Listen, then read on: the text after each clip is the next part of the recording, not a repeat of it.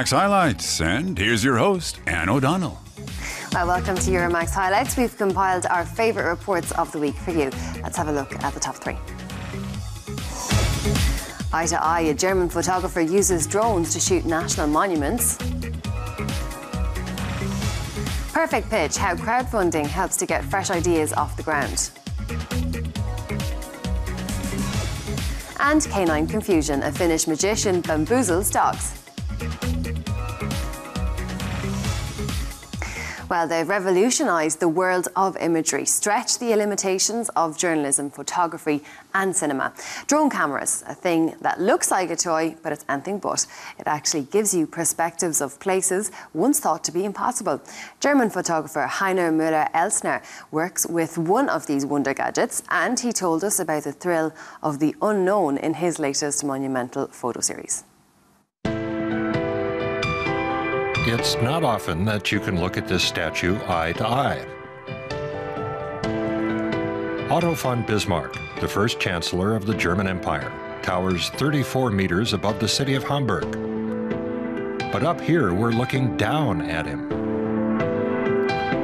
A monumental bronze statue, the personification of Bavaria, in a close-up look.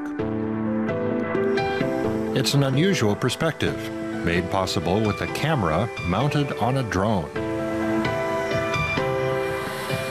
They're part of a photo series by Heiner Müller-Elsner that captures many of Germany's national monuments from on high. I can get close to the monuments, almost like I'm talking to them face to face. It's such a privilege. And if they turn out well, I hope other people will see them too. Und dann, wenn es gelingt, sehen es ja auch hoffentlich viele andere Leute. The city of Kassel is home to another monument, an 8-meter-tall statue of the Greek hero Hercules. The monument is a UNESCO World Heritage Site, and it's famous for its architecture. But what really interests Müller-Elsner is Hercules' character, his personality, and his face. What do we see in their faces? This Hercules here has a thick beard and a thick head of hair. Compare that to Arminius, who defeated the Romans. You'd expect him to be a tough-looking guy, but when you get up there, you see he's a real babyface. A delicate face on a battle-hardened warrior. It's a contradiction that's not visible when the statue is viewed from the ground. And this is the figure of Germania, Germany's national symbol, surveying the landscape from on high. The drone is guided by remote control. A push of a button releases the shutter. There's always an assistant, too, to monitor the radio link. It all looks deceptively simple. Every drone flight needs to be approved by the local authorities. Wind and weather could cause the drone to crash, and because the drone costs as much as a family car, the crew really needs to concentrate. You could say it's like a childhood dream, but that's quite a bit of money up there. It's nerve-wracking, and I always breathe a sigh of relief when I'm done. It's all a matter of practice, too. But you never know when something unexpected will happen. The results are often unexpected, too. This yacht is stranded in the dunes just off the North Sea. Viewed from the air, the beach chairs are a work of art. There's no way to predict what the final result is going to be. From this vantage point, it's a different world. This cathedral in Palma de Mallorca is a true landmark. Many of the photos are taken at sunrise or sunset. Müller-Elsner has to work fast to capture the perfect image. The drone flies between 6 and 12 minutes, depending on the weather. I try to get as many images as I can, one from overhead, one from the side. I have to work fast and catch the light. If you've already flown 8 minutes and ascend again, the rooftops are already dark. Conditions were tricky during the Hercules shoot, too. There was a strong wind. But in the end, the drone came eye to eye with Hercules. It's a compelling image. Das Faszinierende an Herkules ist, glaube ich, Hercules has a fascinating facial expression. It's thrilling, much more interesting than what we can see from down here. That slightly fierce look on his face, it really rounds out the series. The gentle-looking Arminius, the fierce Hercules, you've got it all. Herkules, das ist schon eine ganz schöne Bandbreite. Heiner Müller-Elsner already has a new idea for his next project, a photo series of his hometown of Hamburg. Also from a bird's eye view, of course. Well, it's the place to be for gadget lovers. The IFA currently underway in Berlin. That's the world's largest consumer electronic fair. Well, some 1,500 exhibitors from all around the globe are there to show off their latest technologies. And this year, there's lots of focus on the advantages of smart homes and even smart watches, things that make life safer and more comfortable. Nikolai Wied had his own smart technology but lacked a large company behind him to make it a reality. So he turned to an ever more popular way to get the ball rolling, and now has the most successful crowdfunding project in Europe. Listen to music underwater and count your strokes at the same time, or measure your pulse while jogging, all with one device. The Dash was created by Nikolai Wied, a former athlete. It's an earphone that works as a fitness computer, providing the wearer with information on the body's performance. Information like heart readings. Nikolai is still building a prototype with his team in Munich.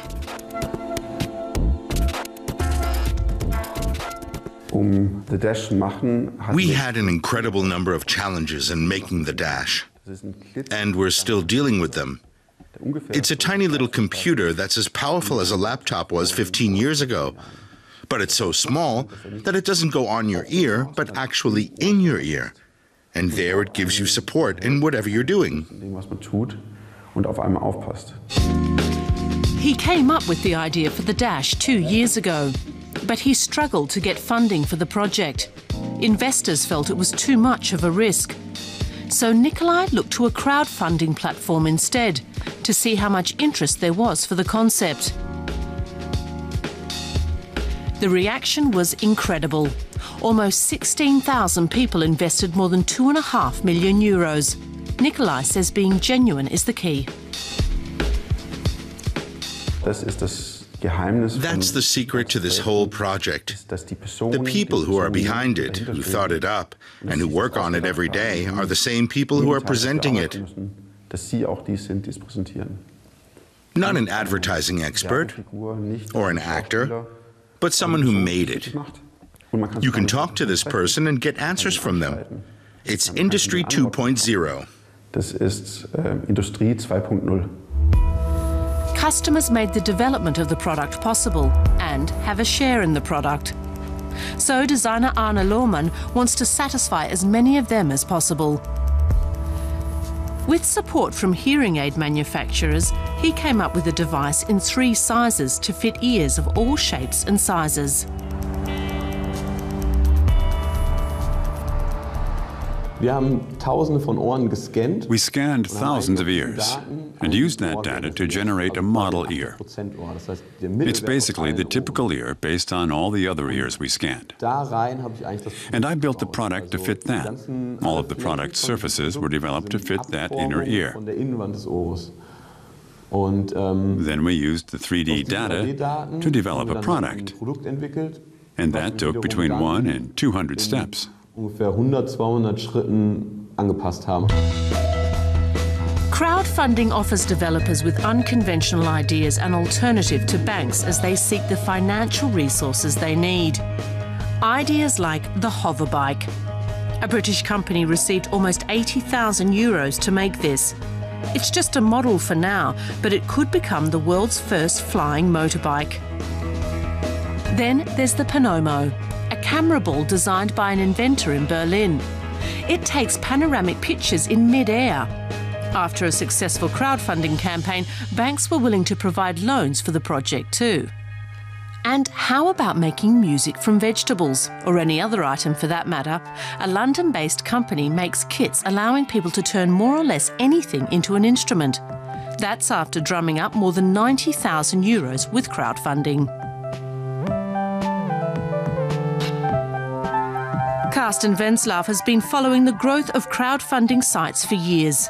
He says it's all about the customers.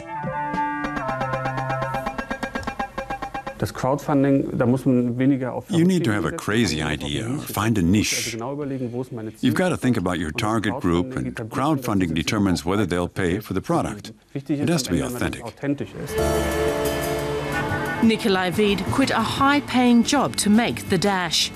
The Dane was desperate to do his own thing, so he founded his company Braggy and put everything he had into making the Dash. But he needed plenty of help at home to follow his heart. The big risk was that my wife wouldn't support the idea. We have 2 young children, so it's not easy. What I'm doing takes a lot of work, so I'm not home a lot. My wife covers me so that I can do this. Die dafür sorgt, dass sie mir den Rücken frei hält, dass ich sowas machen kann. The Dash is due to go on sale in the next few months. The investors who helped make the dream a reality will be rewarded with the first models off the production line. Nikolai Wied is already thinking up new ideas. Maybe he'll turn to crowdfunding once again. Well, now it's time to meet with a man who has become a YouTube sensation. The magician did that by bewildering a bunch of dogs with his tricks for YouTube. Some of Jose Ahonen's short films have already millions of views. So we headed to his hometown Tampere, 2 hours north of Helsinki. There we watch how he completely confuses his little canine friends.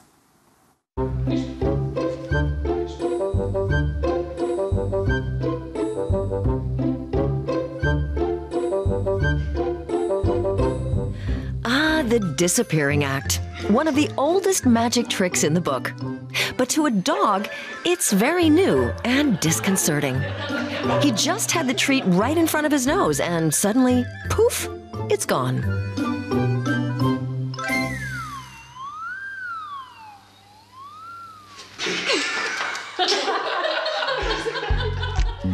The trickster is 35-year-old Jossa Ahonen of Finland. He makes the videos in the Finnish town of Tampere, in the midst of subarctic forests and lakes. Jossa Ahonen has been performing all around Finland for about 10 years to human audiences.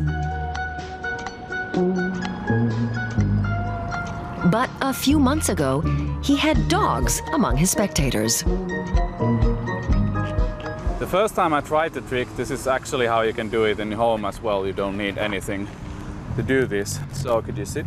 Thank you. And you hold the treat with your hand like this, so your fingers covers the treat.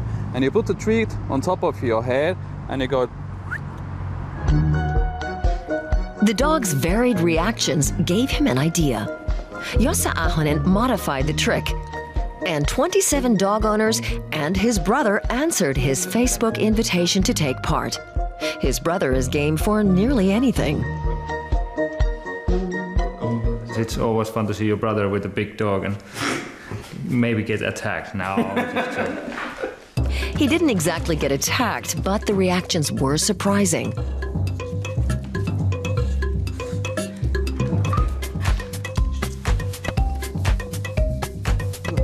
Almost all the dogs fell for the trick. There's no known scientific explanation for why the dogs neglected to make use of their sense of smell.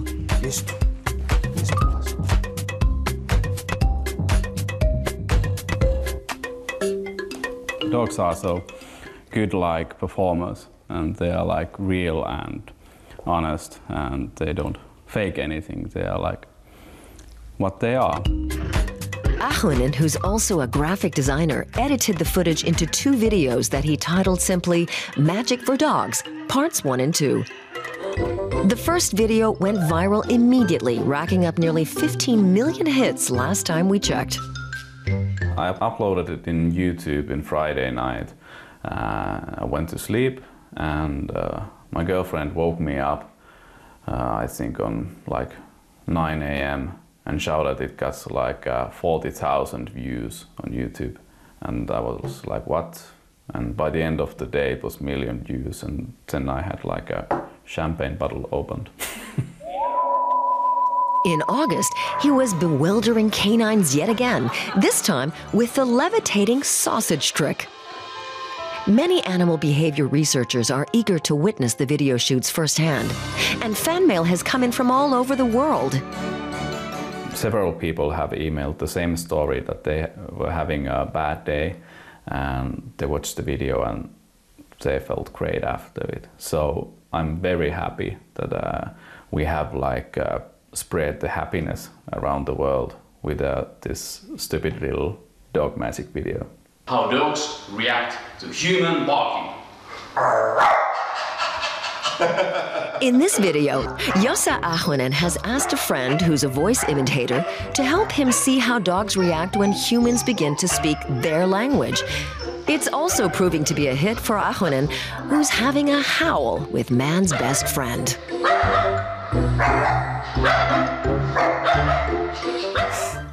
Well, the southern Spanish city Jerez has double reason to celebrate this year. Jerez has just been named Europe's Wine City of the Year. It's also the city's 750th anniversary.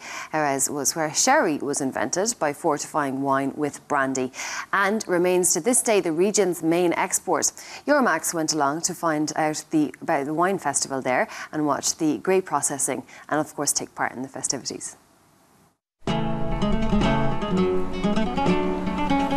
Jerez de la Frontera has been a winemaking region for over 3,000 years. The Phoenicians planted the first grapevines in pre-Roman times. The white Palomino grape is the source of sherry, a fortified wine. From Jerez, it's exported all over the world.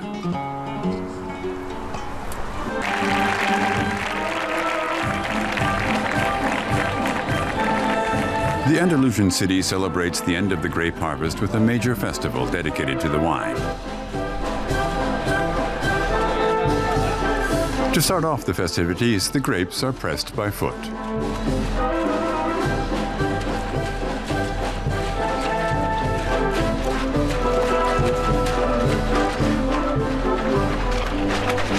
For centuries, this was the traditional way to crush the grapes. For an entire week, the city celebrates the wine that made Jerez world famous, sherry. My father worked in a wine cellar. When I was a little boy, I met him there after work. I'll never forget the scent of the bodega. This wine is everything to us. I knew that even as a child. My family owes a lot to the wine because many of us were barrel makers.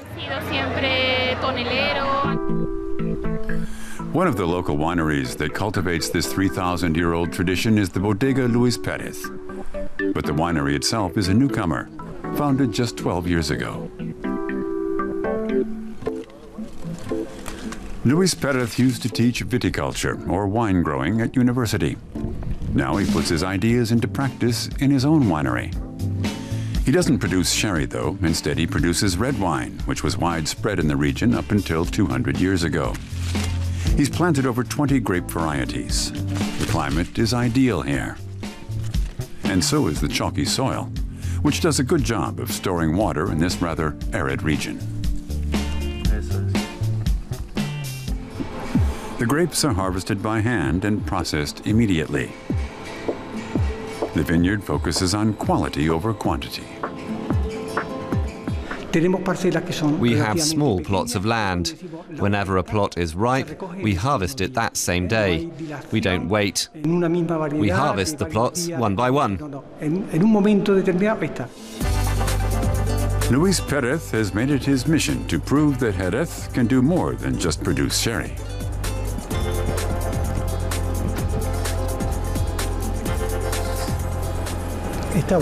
It's wonderful. I'm happy to take a second taste, though. But most visitors come to Jerez for the sherry, especially during the wine festival. In the traditional bodegas, they even have a chance to taste sherry that's aged at least 30 years. This winery only produces a very old sherry. The sherry keeps for long periods, which is why it was developed in the first place. Seafarers brought wine with them to sell in America. But white wine has only 12 to 13% alcohol. They fortified it to keep it from spoiling en route. We learned how to distill from the Arabs. Sherry will be celebrated here in Jerez through the end of the year. Then, in November, another location will be chosen to be next year's European Wine City. Well, Formula One racing is generally considered part and parcel of the man's world, but more and more women are taking their place in successful racing series across the world, be it as team bosses or technicians, and now they've made their way onto the starting grid. Susie Wolff made history 2 weeks ago at Silverstone as the first woman driver to take part in a Grand Prix weekend in 22 years. Formula One has always been a man's world. Over the decades, women have generally appeared at the Grand Prix circuit as eye candy off the track, with precious few ever figuring behind the wheel. But now, Susie Wolff is looking to shake things up. She's a development driver for the Williams team.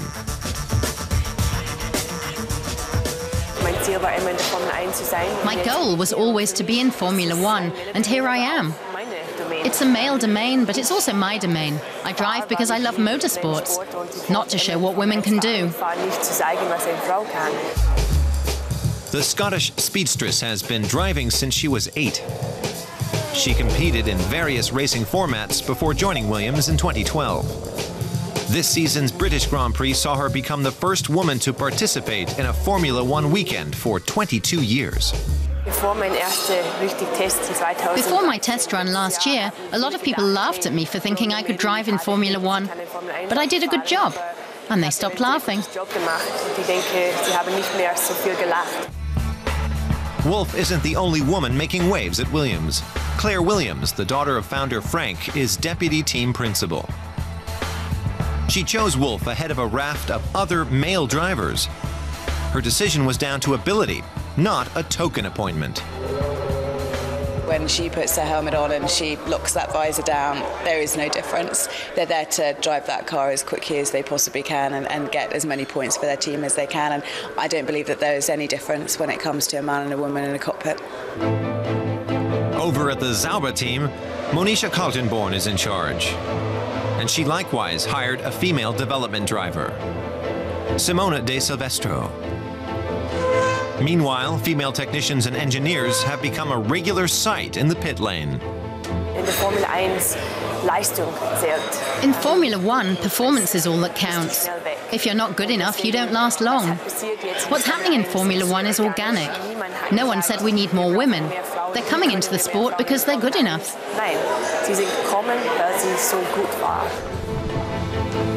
And there's no reason the female stars can't show their feminine side as well. Earlier this year, Susie Wolff posed for the fashion magazine Vogue.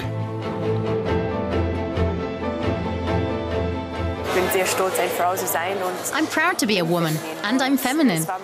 My husband Toto was great. He told me to stay as I am, and not worry what other people think. Women could also help bring more supporters to the sport. And as interest grows, so too will the amount of money brought in by sponsorship deals. So, could Formula One soon see a female driver actually competing in a Grand Prix for the first time since 1976? More and more women are coming up through the ranks, so I think it's probably pretty soon. And then, you don't know what Susie's going to be doing next year. And then there's also Simona De Silvestro as well, who's out there, who's been testing behind the scenes for Sauber this year. So you never know, could we see her in the Sauber next year, lining up on the grid in Melbourne? If the current trend continues, soon the only girls on the grid will be wearing helmets instead of hot pants.